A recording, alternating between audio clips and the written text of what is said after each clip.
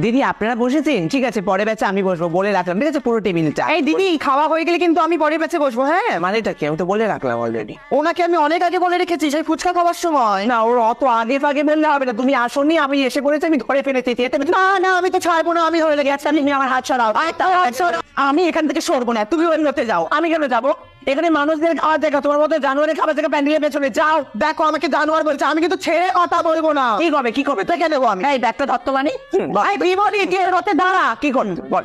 কি করবি তুই? কত বড় বাপের বেটা। আরে আমি অনেক বড় বাপের, হ্যাঁ বলো। হ্যাঁ ও বৌমা খুব সুন্দর। হ্যাঁ, বৌমা বেশ লম্বা চওড়া সুন্দর বেশ। হ্যাঁ গয়নাগুলো বেশ ভালো করেছে বৌমা। হ্যাঁ হ্যাঁ, এবার বলো কি করবে তুমি? তুই কি করবি বল? জানুয়ার বলেছি তোমাকে, আমি কিছু করবে? কেন বলবি? তুই চিনিস আমাকে? চিনি দেবো, তুমি তো পাশের বেড়াতে না, বর্তমানে আমি অনেক কেচ্ছা শুনেছি, অনেক কেচ্ছা। হ্যাঁ, তোমার খাওয়া হয় না এখনো? কি হয়েছে? বাইরে যাবো মানে অন্য কেউ ধরে নেবে তো সিটটা। তুমি ক্যাটারিং করছো, তুমি ঠিক করে কথা করতে পারছো না, তুমি আমাকে বলতে যা এখান থেকে। অসব বক। এই বলবে শোন না ভাই, বসো আপনি বস।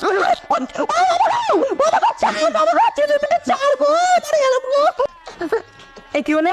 এই আপনারা বসে বললেন কেন? কারো আপনারা? এই কি আপনারা কোত্থেকে উড়ে এসে জুড়ে বসলেন? ও আপনারা সব একই পরিবারের লোক?